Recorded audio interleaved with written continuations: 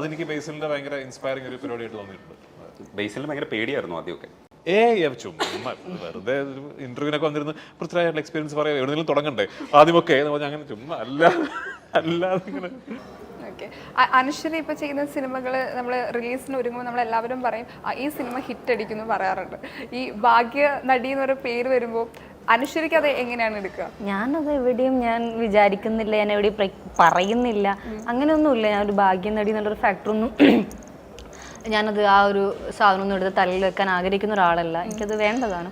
Because അതൊരു cinema പൊട്ടുന്നവർ ഉണ്ടാവുള്ളൂ. അല്ലെങ്കിൽ സിനിമ ഈസ് ഓൾ അബൌട്ട് അത് നമ്മളുള്ളതുകൊണ്ട് അത് ഹിറ്റാവുന്നൊരു സാധനമൊന്നുമല്ല. അതിൻ്റെ പിന്നിൽ വർക്ക് ചെയ്യുന്ന നമ്മളെക്കാളും കൂടുതൽ കഷ്ടപ്പെടുന്ന ആൾക്കാർ അതിൻ്റെ ഓഫ് സ്ക്രീനിലുണ്ട്. അപ്പം അവരുടെ ഒരു ഇതും കൂടിയാണ്. ഇനിയും അങ്ങനെ തന്നെ ഇവിടെ നിലനിൽക്കാൻ സാധിക്കട്ടെ എന്ന് ആഗ്രഹിക്കുന്നു.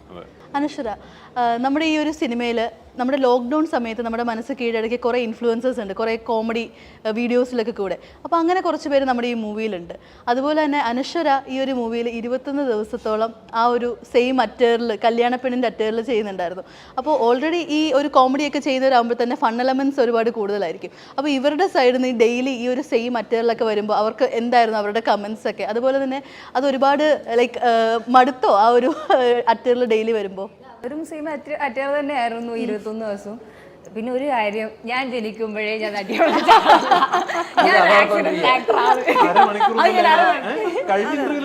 ഞാൻ പറഞ്ഞിട്ടില്ല, അങ്ങനെ ഞാൻ പറഞ്ഞിട്ടില്ല. ഞങ്ങൾ എല്ലാവരും ഒരുമിച്ച് കേട്ടോ.